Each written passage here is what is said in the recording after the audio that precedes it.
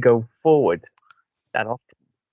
And whenever I go forward, if it's in the daytime right now, normally that's fine. Of course, we've had a time change here. You just had one, so I knocked it down to 10 hours instead of 11. And if it's at night, if I had to call you at 9 at night my time, that really screws me up for the next day because you're in the future, right?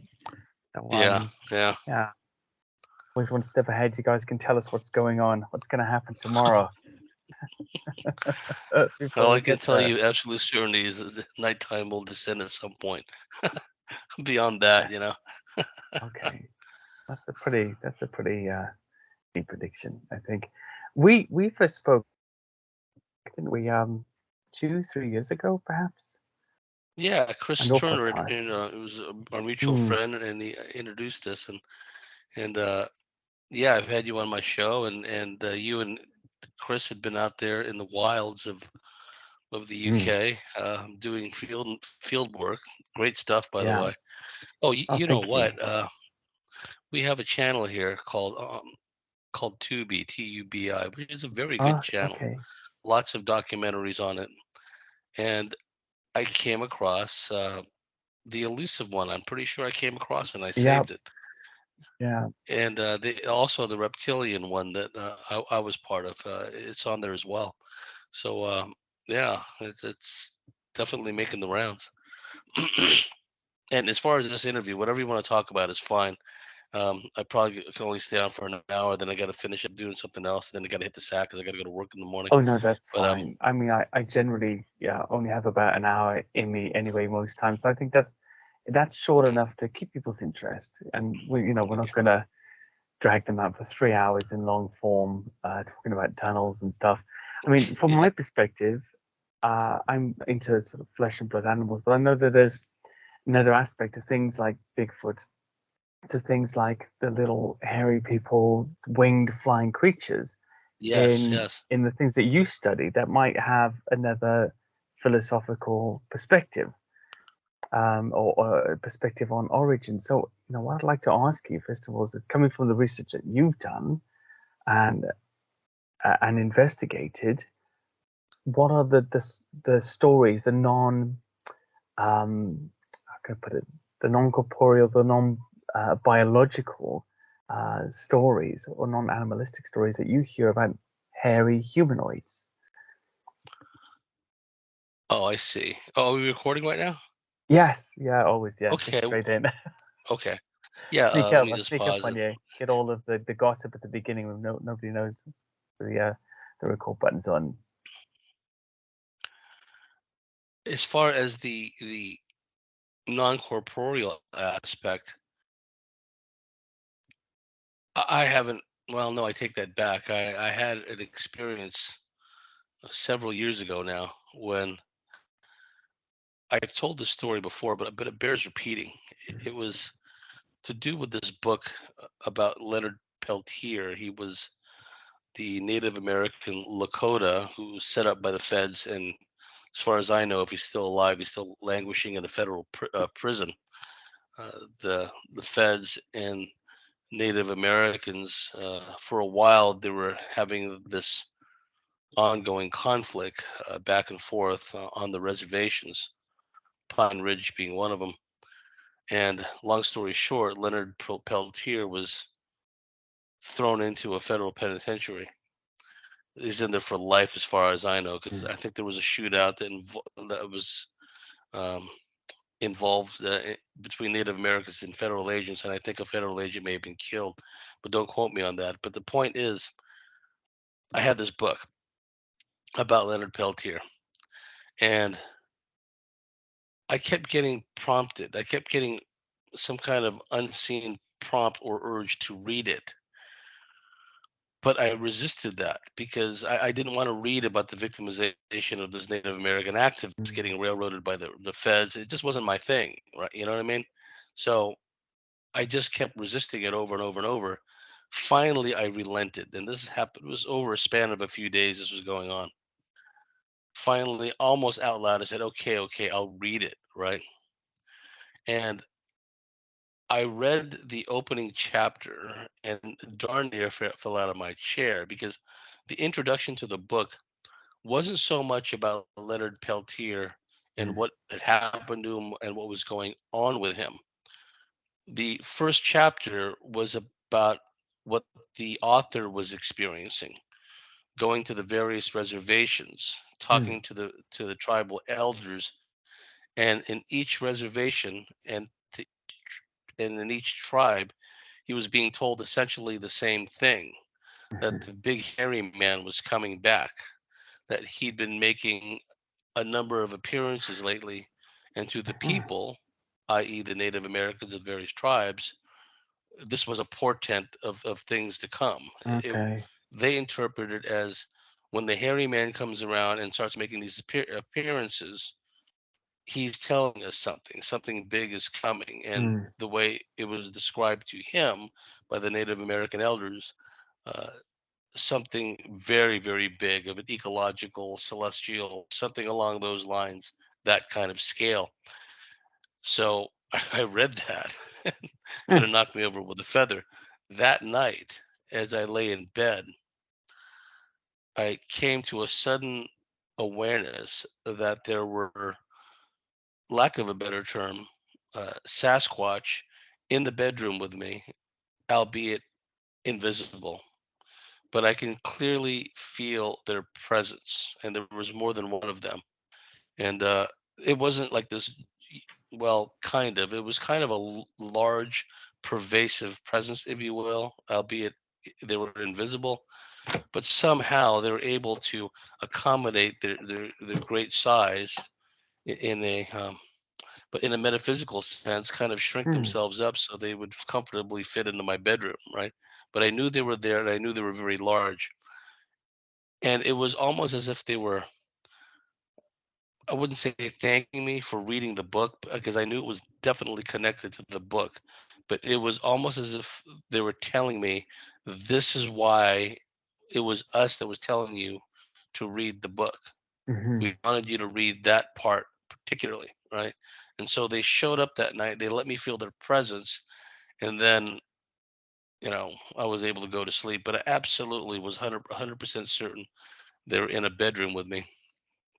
And another occasion, this is interesting because you're asking about the non-corporeal Yeah, absolutely. psychic aspects, if you will. I had had a dream. Well, I'd had dreams of Sasquatch before, but that's another story. This one involved the so-called dog man, and I was dreaming I was in this house, and I was in the kitchen, and I was trying to familiarize myself with the utensils, the pots and pans. I think I was fixing to make myself breakfast or something. And then outside this window, looking out the kitchen window, was sort of an alleyway. And in this alleyway was a very large, muscular, about 8, 9 foot tall, what we would call dog man, except it was a Mm. particular type of dog man. If you're familiar with that breed of canine, I think they're called I think they're called chows, but they have Oh kind yeah. of like the black Mm, mane kind of thing. mm, Well, this was one of those types. It had a big black mane, and in its hand, I think it's in its right hand, it was carrying what appeared to be an oversized key, right? mm. Now, if you're familiar with some of the ancient Egyptian hieroglyphic iconography, Like Anubis. you'll recall, yeah, that there's a lot of photographs and images and reliefs of the heroes, the netters, netterits, holding like a big ankh, holding a Mm, staff, that kind of thing. That's what it reminded me of, right? But the way my mind was processing it, it wasn't so much like, okay, there's some kind of metaphorical reason for this dogman, chow type dogman standing outside this window holding this key. That's not what was registering. Unfortunately, I hate to say it. Fear was what was the primary thing that was I don't registering, think you right? can be blamed for that too much, James. And then what happened was it went from me looking out this kitchen window into an alleyway, seeing this dog. The dog man would occasionally walk to the left or right out of my field of vision, and then it went from that vantage point, that perspective, to suddenly there was no kitchen there. There was just me and the dog man there, right? And with nothing in between to separate us. And that increased my level of fear once again. And I regret it now, because had I thought about it, I might have asked questions, or something. It still stood there with this big oversized key in his hand. It paced back and forth to the left and to the right, and then the dream ended. But that's the extent of it. But I regret once again not becoming lucid, not recognizing that perhaps this entity, Yeah. this being, had some kind of message for me, and perhaps that was the reason it was holding the big key, kind of a metaphor kind of thing. But I look at it as a lost opportunity. But at least it tried, and I think, not that I'm inviting anything, mind you, Mm. but were that thing to show up in my dream again, I think I would be a little bit more, I wouldn't say accommodating, but a little more, uh, a little friendlier, Mm. hopefully less frightened. But off the top of my head, those are two experiences that I've had. One in normal waking consciousness, when I was laying in bed and I felt the presence of the Sasquatch. And I really felt that they were Sasquatch. They weren't Australian Yowies. They were Yeah. Native American Sasquatch, somehow connected to the Lakota. And I've had dreams and mystical Yeah. experiences which tell me that I have some kind of Lakota connection, karmically or Okay. otherwise. And then that dog man story that I just related to you, that was in a very lucid dream. I mean, that's very, and it's very peculiar, very strange. How did you? I mean, I'm sure everybody asks it. How did you know that they were Sasquatch? The feeling that you had in the room, because they were invisible. What was it about the presence? Was it like some people describe an unheard voice, almost like the same voice you get when you read, something on a page in their mind, telling them this is what this is, not audible but felt in the same way as the words on the page are felt. Was it that kind of confirmation that you had when this experience Yes, occurred? it was not an obtrusive presence. One would describe, say, like the feeling or the presence of an unfriendly spirit, for example. Mm, It wasn't a feeling of anything dark or menacing. In fact, it was a feeling of comfort, of mm, familiarity, if you will. yeah, There was just an inner knowing, that still silent voice, but yeah, also with some gentle prodding from them that, yes, it's us, we're here. And it was okay, just in a way to let me know of the connection with the book. Like, I read okay, the book, I did what I was finally supposed to do, and they're there at that moment to, at turns, reassure me, but let me know that there's some kind of connection that has to do with the whole Native American story, earth changes, and what have you. Because that's I very definitely interesting. feel that part of the message, especially from the book, was that, I'm not talking about, this climate change agenda. I'm talking about No, real yeah, celestially driven events, are going to come to pass, and probably are in the process of coming to pass as we I speak. would, yeah, I mean, I wouldn't disagree with that at all. It's interesting actually because when you said that to me, what popped into my mind was the behavior of animals just before an earthquake. They come out and they give you a signal because they're running from something they feel but can't perceive or can't tell you about, and that is a signal. Now, I know recently there's the old sort of animals walking around in a circle sort of fad chasing all over the internet. And I've looked a bit at it, and I think in one way, so these animals could have a disease, and in another way, clickbait works in such a fashion that most things are fashioned to reflect um, um, what is popular online now, especially on Yeah, pages like TikTok and other things. So I think I saw another one with bugs walking around in a circle. And I thought, okay, well, yeah. I think that you've was the got one that I put 80,000 out. They just views, put and it. yeah, exactly. And it's just it's more plausible that it's manufactured to get the likes. Do you think that the greater I think you've inferred it there, but the greater reporting of hairy humanoid-like creatures around the world at the moment is just to do with its growing popularity, with the Bigfoot genre in the United States and over here in other places, or do you think that people are seeing them more? I know some Australian researchers have said to me, people like Gary Open, actually, there's more Yowie around than there ever were during Aboriginal times. He attributes that to less people living on the land, actually, but could it also be something else? What are your thoughts on that? Well, as the crow flies, there are two places in particular that are not too far from here. I could get to either place. The closer one, probably in 20, 25 minutes, and the further place, about 40, 45 minutes. And both are reputed to be locales where Yowies have been seen. Mm, The one that's about 40, 45 minutes away, there's even been videos on YouTube and other places where people have gone out there hiking or riding bicycles, and then mm, they see a big hairy hominoid. As far as your question is concerned, do they seem to be getting around more often? Are there more people observing them? I tend to agree with what that individual told you, that I'm by no means, I'm not an outdoorsman, mm, but just from my intuitive feeling, Australia in particular is probably one of those countries where you just don't have a whole lot of people living in country. Now, there are a lot of people in country Queensland, country New South Wales, country in Victoria.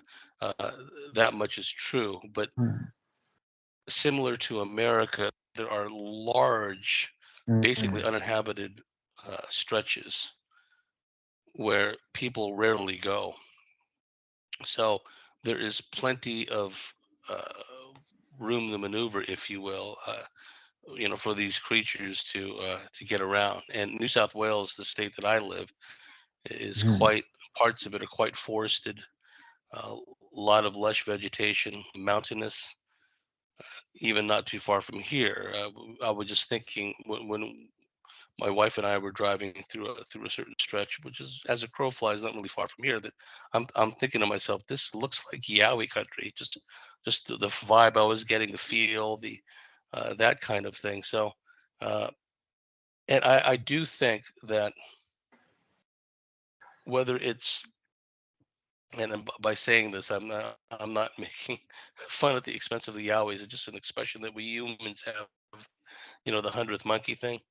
That there may be a point in time, and we may have reached that point where these hominoids,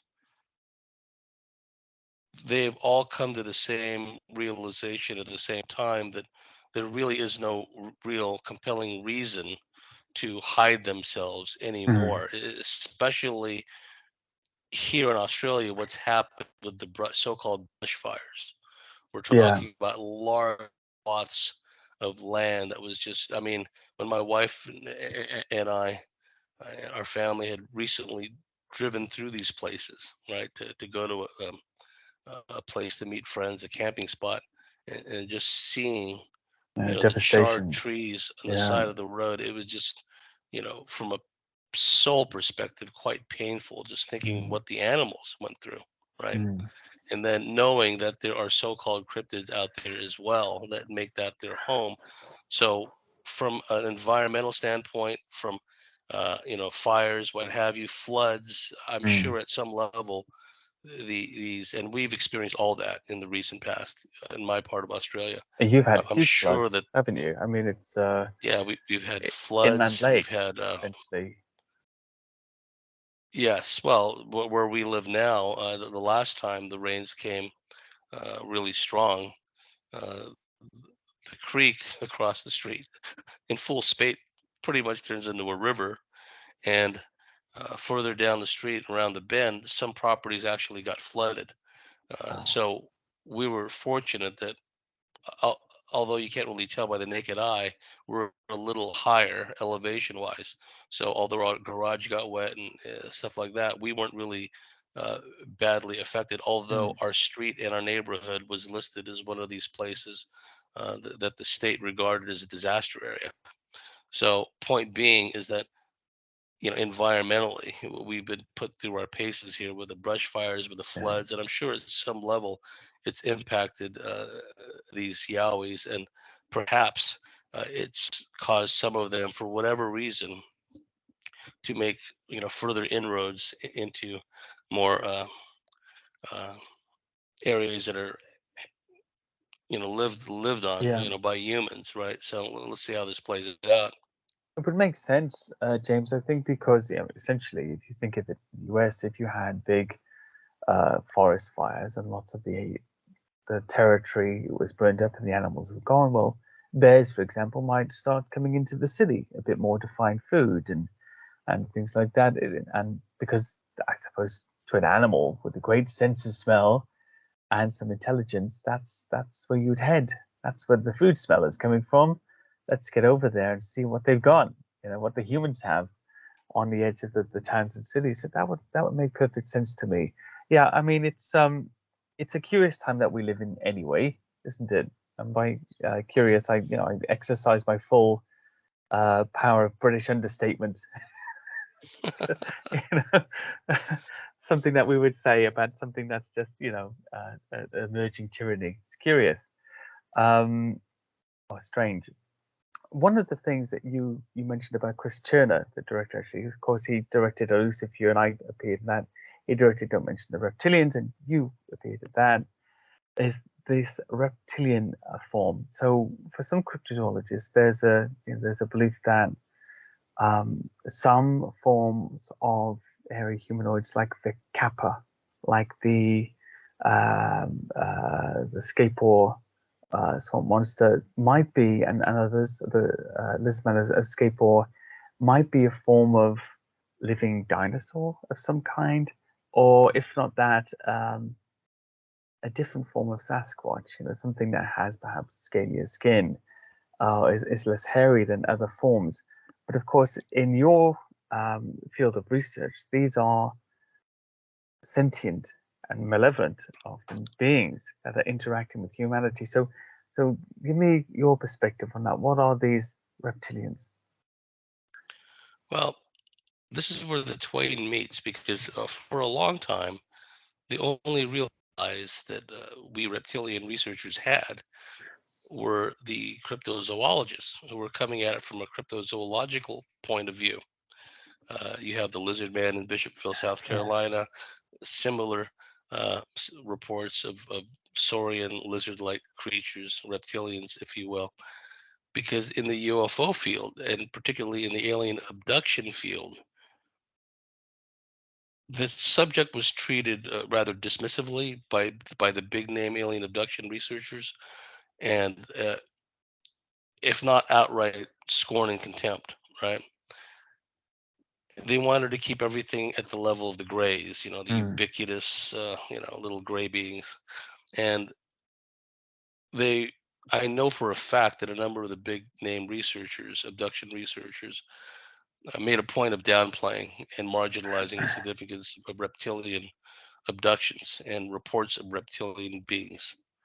Because very often, in the context of an alien abduction, although someone may initially be abducted, in our example, by the Greys, so called, at some point during the abduction, not all the time, but very often, at some point, they may be in a setting, either an alien base on board a craft, or some underground installation somewhere, where the percipient, the eyewitness, perceives more than one type of ET. Well, it was just the Greys that brought me here, but now I see these kinds of beings, and I see uh-huh. these reptilians over here. So those kinds of reports were being downplayed. But on the other hand, the so we didn't really have many allies Mm, within the alien abduction field or UFO field in general. Only the really hardcore researchers, and those, interestingly enough, that had a bent towards the so-called hollow earth, the inner earth, Uh, because the story of reptilians has always been tied into the lore as it relates to the subterranean world, mhm, the underground cavern systems, what have you. And of course, those stories go back to antiquity, because then we started seeing like a marrying of the two. Reports of an underground base where advanced research is taking place that has to do with alien or extremely advanced technology. And as part of the scenery, there happen to be non-human beings there, not just human engineers, human military, human mm, scientists, but they're also in some of these facilities, probably a lot of them. There was this non-human element, and oh, some of them happen to be reptilians. So we were uh, getting those reports, and some of these reports were coming from within the UFO field, but also we were getting reports from these so-called cryptozoologists who were looking at from a field investigative standpoint, where they would go to an area where, and Cheville, South Carolina is hardly unique in this regard. Although the stories, if you've ever been through there, you actually see like roadside cafes with big lizard, motifs in the front, which I think is pretty cool. But we've heard similar stories in Sedona and other places, which is a radically different climate and terrain. South Carolina is quite lush, quite vegetated, whereas Sedona, Arizona is canyonland. It's mm, desert. And the stories that we've heard coming out of there is hikers, backpackers would see in the dry creek beds and the washes, they would just suddenly see coming across their path, a lizard creature, right? oh, And so uh, that's where the inner earth researchers and the cryptozoologists came in with their contribution. And mm, I always give credit where credit's due, and I'm thankful that they have done that over the years, and that within cryptozoology, they take the subject of reptilians very seriously, which I'm personally mm, gratified that they do. As far as your question of what are they seem to be a a species that is saurian or lizard-like in as far as their phylum is concerned, as mm, far as what kind of uh, biological creature they are. Definitely more of the lizard, saurian, snake-like, and mm, there's different types of them. There's not only one kind. Uh, some are rather small, diminutive, although from the reports that I get and have had over the years, some of the smaller ones can be quite spiteful and quite hostile. And then you have the more common reports of the very large, robust, muscular chest, muscular arms, big thighs. Some are what we what they used to refer to as gargoyles in the old days, mhm, and we called dracos or dracs. They are the winged reptilian species. They have a set of wings, between their shoulder blades, which they can extend out, and 8, 9 feet tall or taller. Uh, in an astral experience in 1985, I came across the first time I came across a Draco was in a lucid astral experience. It was brown in color, glowing red eyes, two little knobs on the top of its head, and it looked quite muscular and large. And it's kind of a funny story because I was going through a Carlos Castaneda phase at the time, right? Reading all the books that ah, Carlos Castaneda had written about his tutelage, from his mentor Don Juan Matus, right? And I was reading, uh, I was just in a part of his works where he was talking about the scream of power, right? Whatever that meant, right? So here I am in this astral experience, and I see coming from my left to my right in my field of vision, everything is pretty much like a white field of vision. And then from my left to my right is this very large winged brown. I just thought of it as a gargoyle back then. The term drac or draco wasn't even in my vocabulary.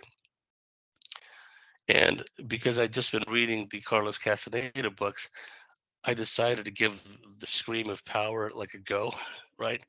So with all my might, and on the astral, mind you, I let out this, almighty roar, the thing stops in its tracks, Wow. turns and looks at me with these big red glowing eyes.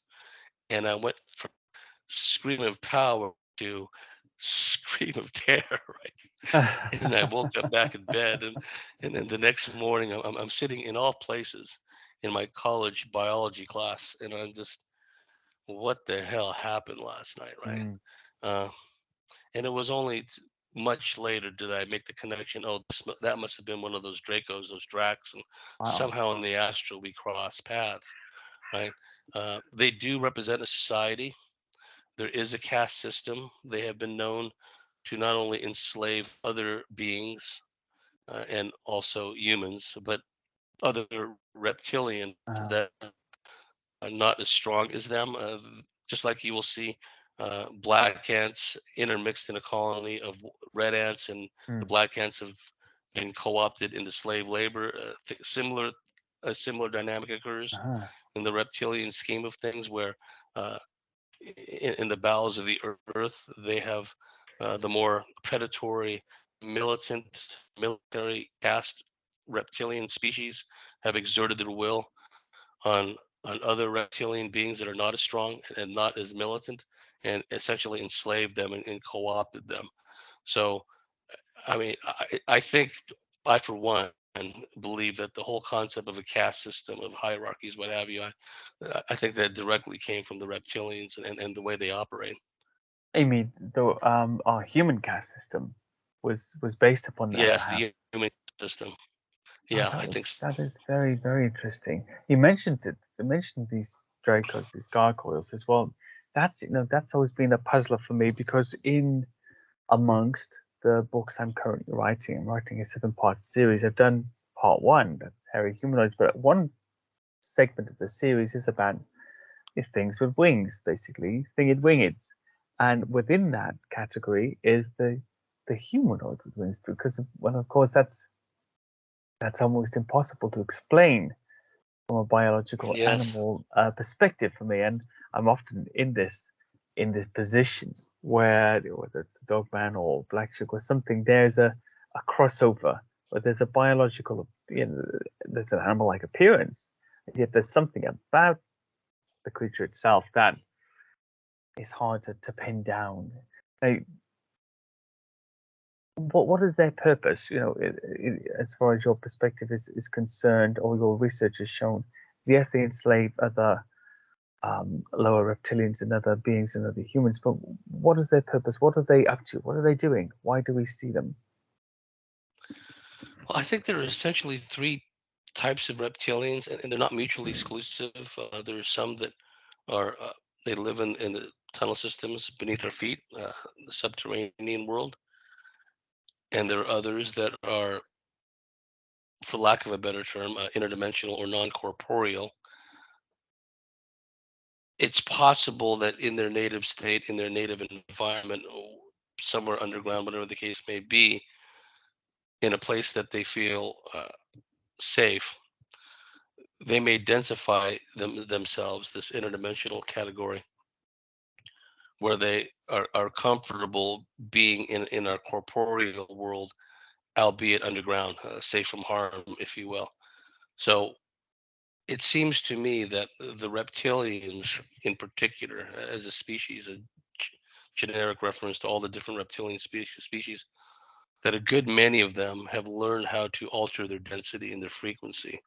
So they could be corporeal, dense from our 3D perspective one moment, but then non-corporeal, uh, will o' the wisp kind of thing in the Mm, next. And I've had many reports where they could be invisible in the visible spectrum, mm, but the person that they're visiting or harassing or abducting, in our example, a gal, this happened to a personal friend of mine, she had that etheric third eye vision, so she could see into the astral, she could see things that most people couldn't see. And whereas her husband at that time could only see a weight, a depression of weight on the mattress of the bed mm. in the visible spectrum, she could see the actual entity that was sitting on her mattress. Again, he could only see the weight of the depression Yeah. on the bed. She could see the actual entity.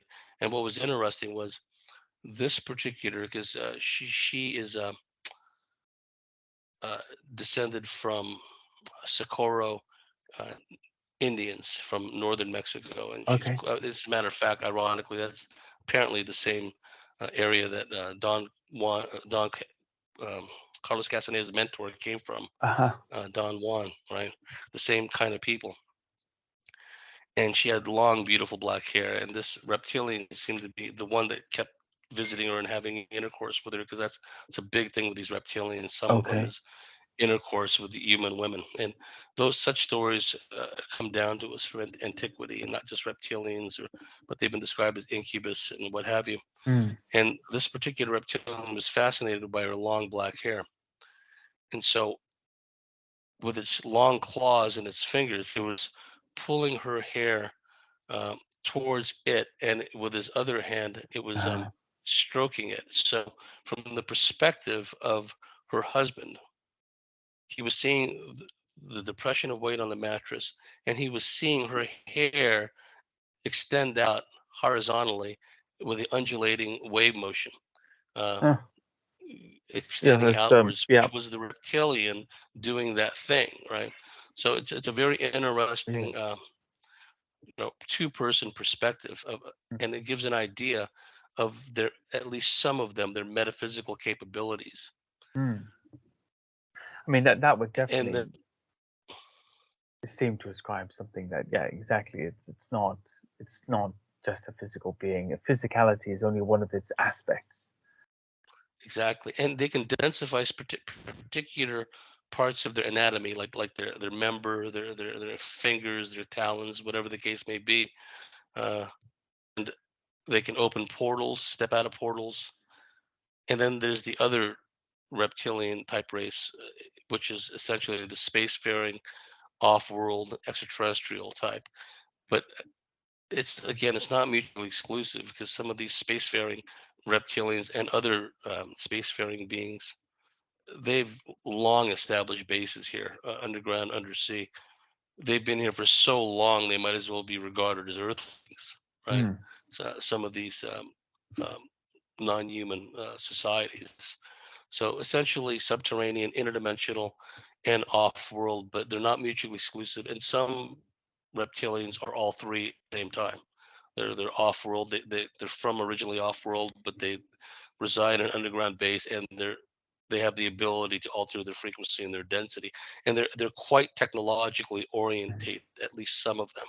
Some of them, especially the ones that live underground, they really don't have a need for technology. But some of the underground civilizations definitely have technology, high technology, as an essential component of their civilization, of their Okay. scheme of things.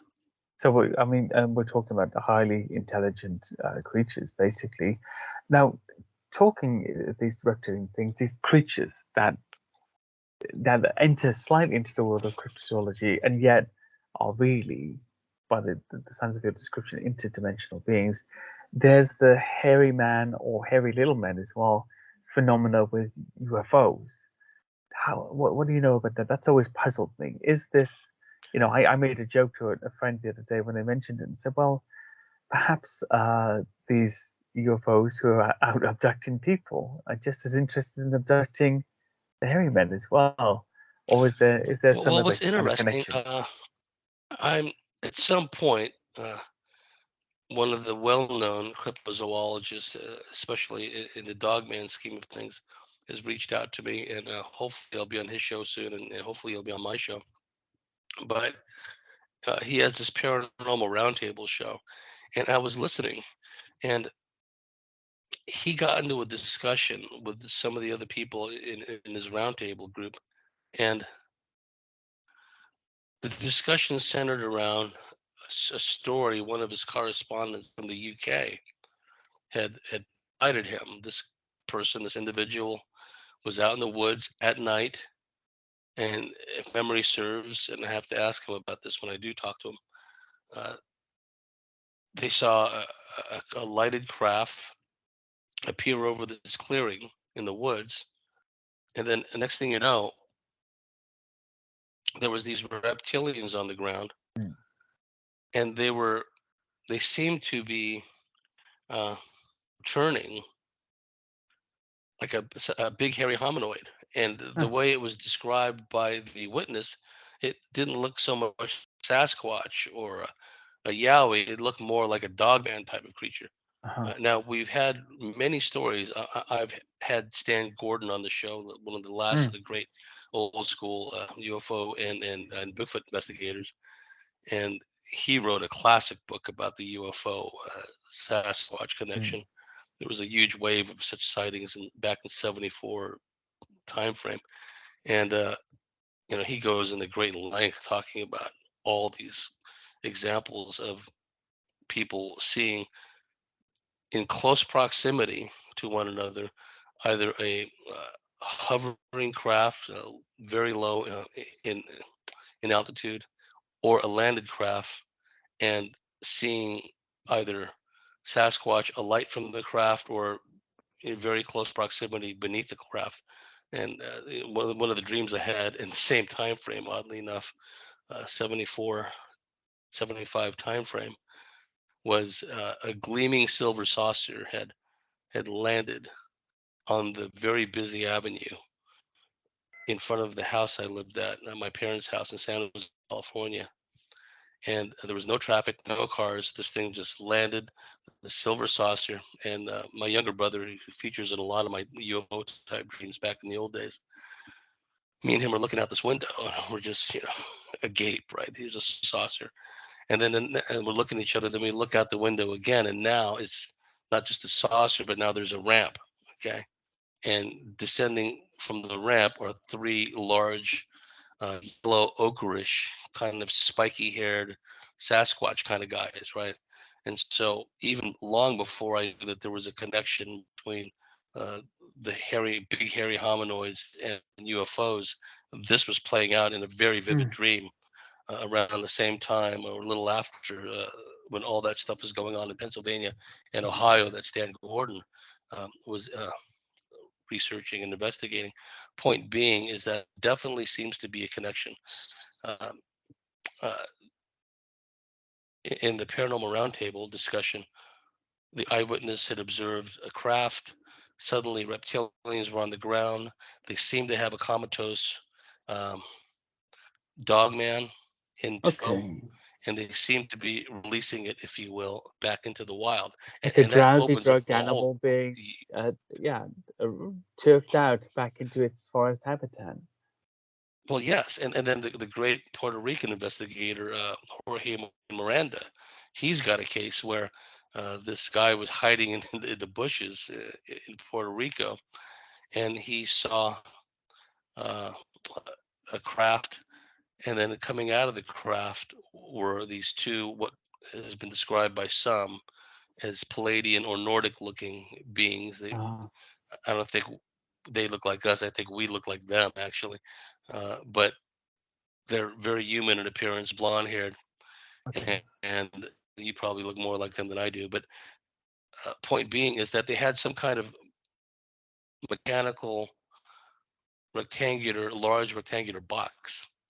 Huh. In the large rectangular box was a Sasquatch, for lack of a Huh. better term. Now it's either now don't quote me on this. It was either Jorge Martin's research or Timothy Good's research, but I think it's Jorge Martin's research that he came up across the story where the eyewitness saw these Palladian beings. They seemed to have a Sasquatch in some form of detainment or captivity inside a large rectangular mechanical type box. So point being is just as humans have interactions with non-human alien beings, if you will, these aliens seem to have an awareness, cognizance of the hairy hominoids Mm. and other types of cryptids that are on this planet. And it begs the question. And I'm not one of those people that are, like absolutists and thinking like it's either this or that, and there's no shade of gray, no nuance in between, right? I kind of think that there is a lot of nuance, a lot of gray areas, Yeah, sure. But we don't know until and we know, essentially. Yeah, and I think that definitely some of these hairy hominoids may have been brought here Mm, by some spacefaring or other type civilization that has the means to come here. According to the lore of the Native Americans and other First Nation peoples around the world, a lot of these so-called cryptids, including hairy hominoids, Sasquatch, if you will, have the means to not only alter their density and frequency mm, and do all these things that we spoke about in a metaphysical sense, but they also seem to be able to uh, appear and disappear and utilize some kind of a portal network to get around. There's eyewitness reports. Uh, there was a story of a well-known Australian researcher. He's getting pretty on in his years now, Rex Gilroy, but he was visiting a place that we know is the Carry On Glyphs, and I've been there many times. And he was on top of the flat part. If anyone had been there's a yeah. flat area on top, and there's this Palladian like healing table thing there. Anyway, it was somewhere near on top of this these glyphs that in midair, several feet above the plateau, a portal opened up. A Yowie stepped out of it. Rex and the Yowie looked at each other, and then the Yowie turned around, abruptly walked back into the portal and closed up. So and then who was it? It was That's such a slight. That's such a slight for such a yeah, seasoned cryptozoologist. Like, no, no, thanks, mate. I'm off. that's Poor right. Rex. And we've Oh, heard you're we've here heard now. stories from Sorry.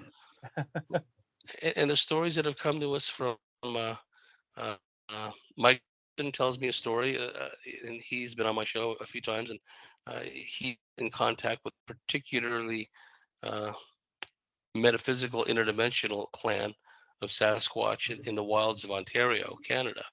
And he was talking to one individual and who told him a story that this guy was up in a blind hiding in a tree and he was hunting and he looks down and there's a Sasquatch walking along and then bright blue flash of light and the Sasquatch is gone, right? So I'm Wow. not saying that, and again, I'm not thinking in absolutes here. I'm not No, but saying that it's all telling. hominoids have a metaphysical interdimensional capability, but it seems that some do. Now, Right. I would believe that I think that some are far more of a flesh and blood variety that may not have this interdimensional capability, Yeah. although they may live underground. They may find themselves like a cave somewhere. Like and no way would I presume to know all the details of one of the well-known cryptozoologists in the field, Barton Nunnally. But if you're familiar with the story, when he was a kid, these big hairy hominoids were coming out of the woods and harassing him and his family and his neighbors, right? And the drawings that were made, if memory serves, they didn't look like the typical Sasquatch, if you will. They were some other big hairy Okay.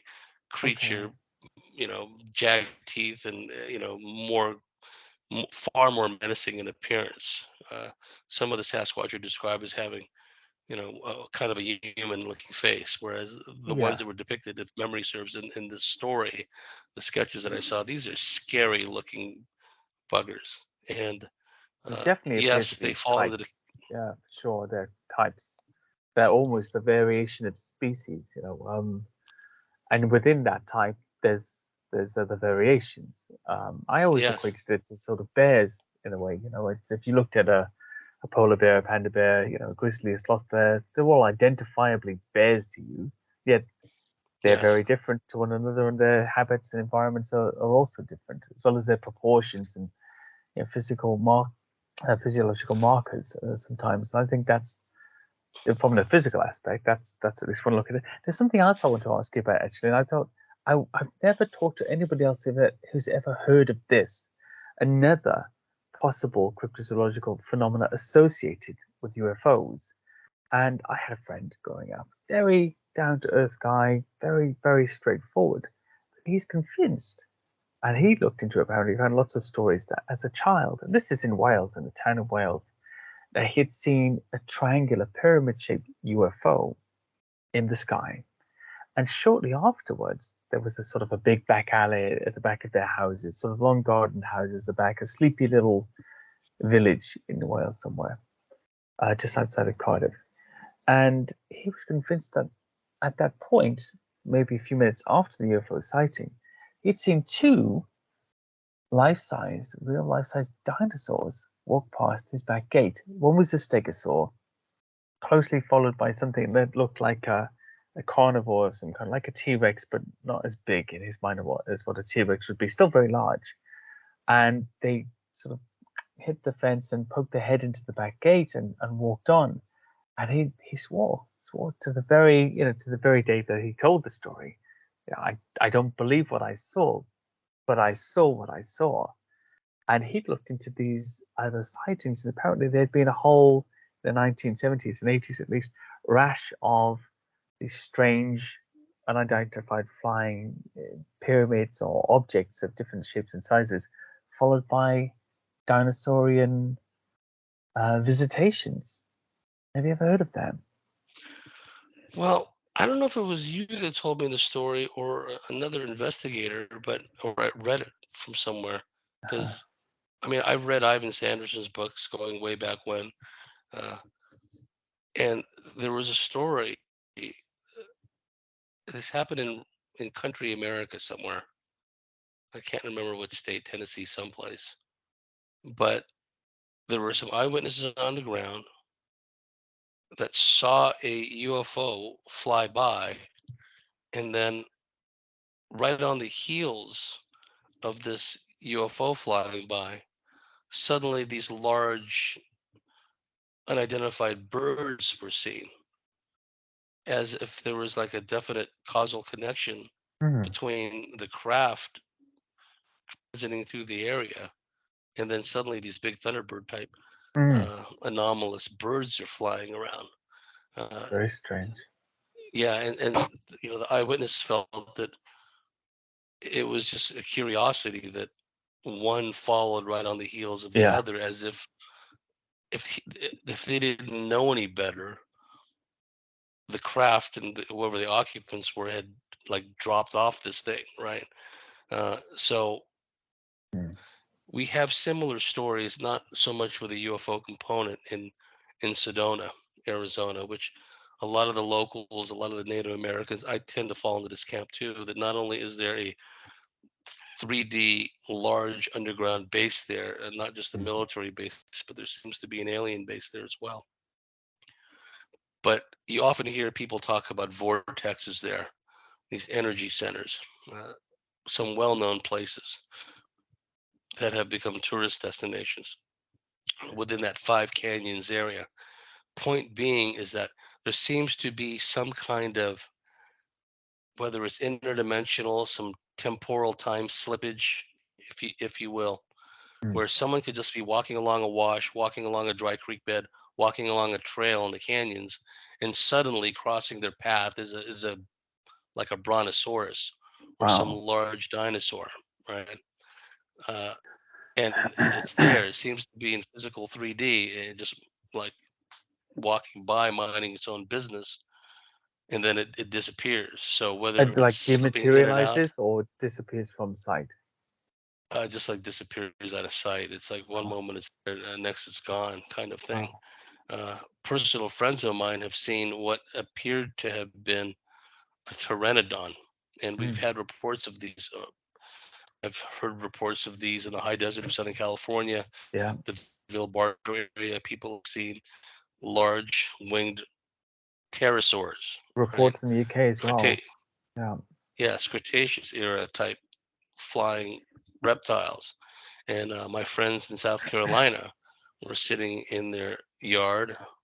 They have a fire pit there, and they're just relaxing, and they just saw this big pteranodon just fly over their head, right?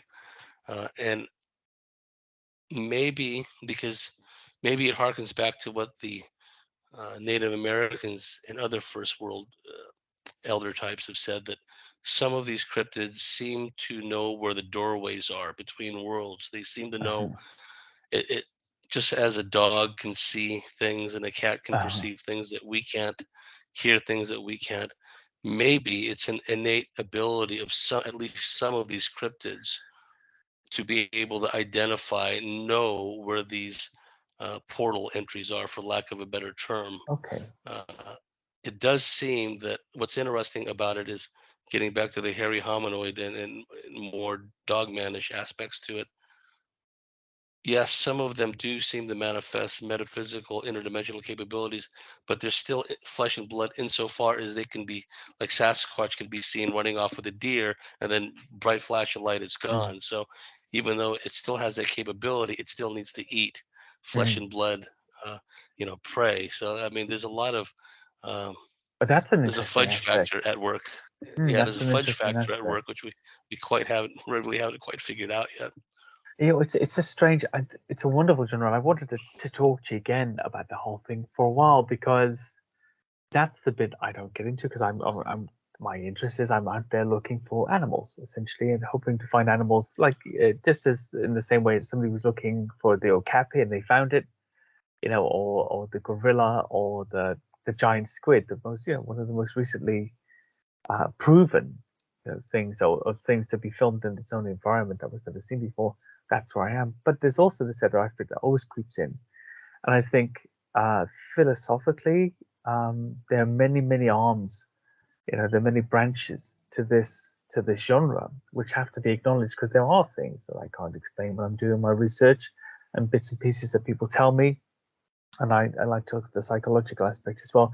Just quickly before we go, I thought I'd just get your opinion on this. Now, there's a big, I suppose, evangelical Christian component in the United States, and within that component, and I'm a Christian myself. I'm a Christian married to a Jew actually, which is that's our strange mix. And I did theology as my degree and all this stuff, and I'm religious, but my research into this area isn't from a religious point of view. I'm just curious. But in that evangelical Christian component, there's this big Nephilim sort of concept, Yes. whereas those who from heaven to earth came and had angels essentially, who had relations with the human women and bore these mighty men of renown. Now, knowing some of the Hebrew, I know that the evangelicals often purport to say that the offspring that these Nephilim had were giants. Well, the Hebrew word actually doesn't say giants. It says they were Nephilim or they were mighty men. It never says anything about their size because that's a different word. But the King James version says giants. That's a misinterpretation.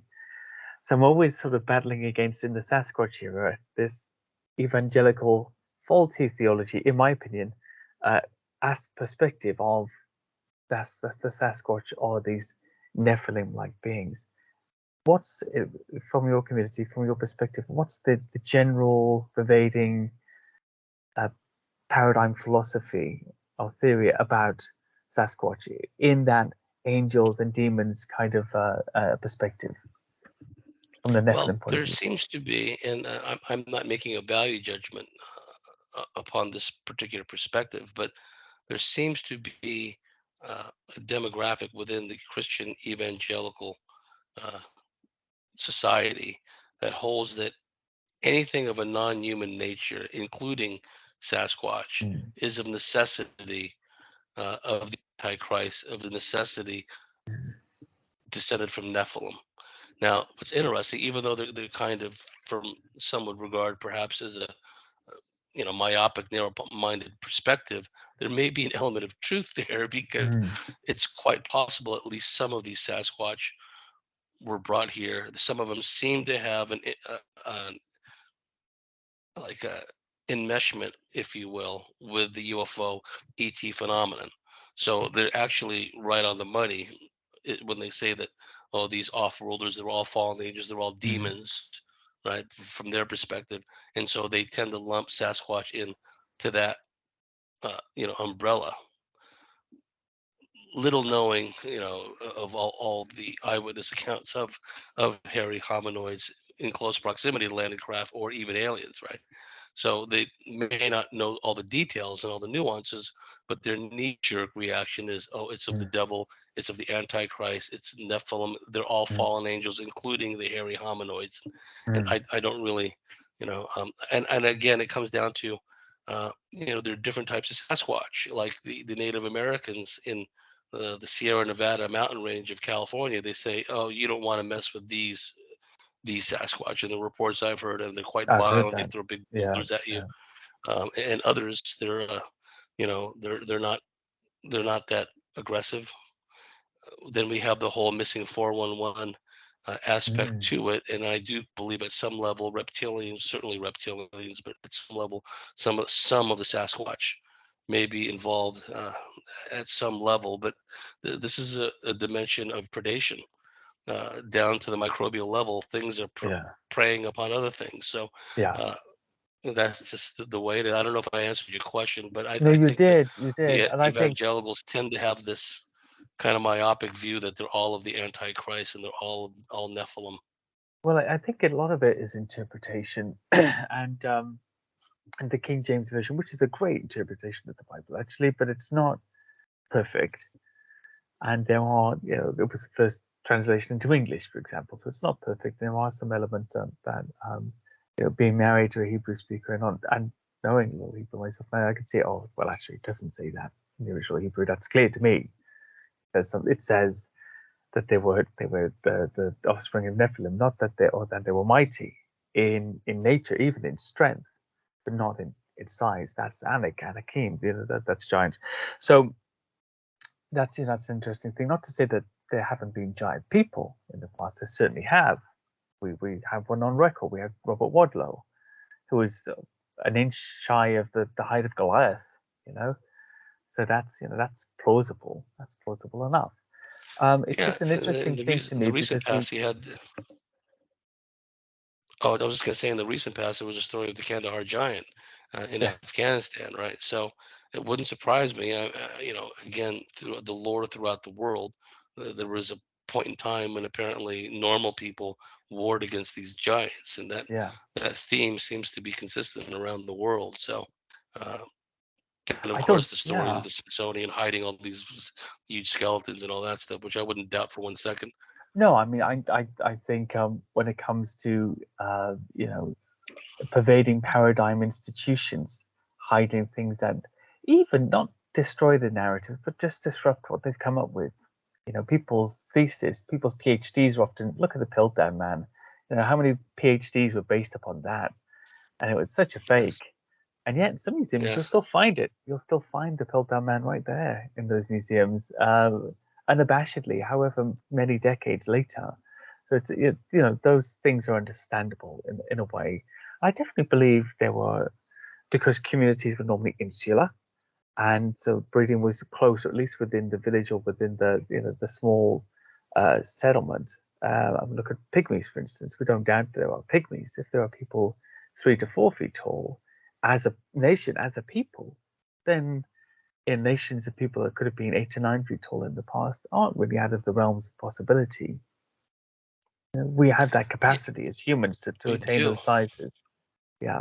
As to whether Yeah, that's because there's been some Nephilim sort of intermixing, that's where I'm kind of caught, and I think Christians especially, we're so multi-denominational. There's so many off ramps into um, in that religion where we start to uncomfortably shove philosophies into our belief and shove it into the text to try to make it fit, and it's often not that applicable, in my opinion. As an evangelical, by the way. I'll save it for another time, but I did encounter one of the little hairy people here in Australia. Oh, you My did? wife and I were coming back from Sydney. We had dinner and saw a movie there, and we got lost. Typical story. Found ourselves going up a remote um, single lane road up into the mountains. Couldn't even turn around. There wasn't even a shoulder. I mean, the brush came right up to the side, either side of the car, and we're creeping along at a few kilometers an hour, Mm. and right in front of our car, this small, thin hairy being, not really hairy, but you can see that it had a coat of fur or hair with its arms extended, kind of like an X pattern. It sidestepped in front of us, and Huh. my wife screamed, I screamed, uh, and then a few days later, I asked her, when we were up in the mountains and we got lost and we both screamed, I'll tell you what I saw, and I told her I saw this little guy kind of sidestep from left to right in front of us, and she said, "Yeah, I saw the same thing." Uh, but the thing about it was, at the time, I didn't want her to elaborate and confirm and validate my sighting. I just wanted to go. You know what I mean? So, point being is, I don't think that was a baby or a juvenile Oh, yowie. I think it was one of the small, slight, Gunjadee. diminutive. Yeah, I don't know what they have a long name in the Yeah. local, native tongue, but I would never be able to pronounce it. But it's been delightful talking to you again, Andy. Yes, thank you. Let's Thank you so catch up much. some other time, and Absolutely, uh, absolutely. I'll for anybody listening, I'll put all of the links to James's material in the description. You can find his pages and find out how to get involved and listen and support there. James Bartley, thank you so much for coming on. thank you. You have a Thank you. good one. Take care.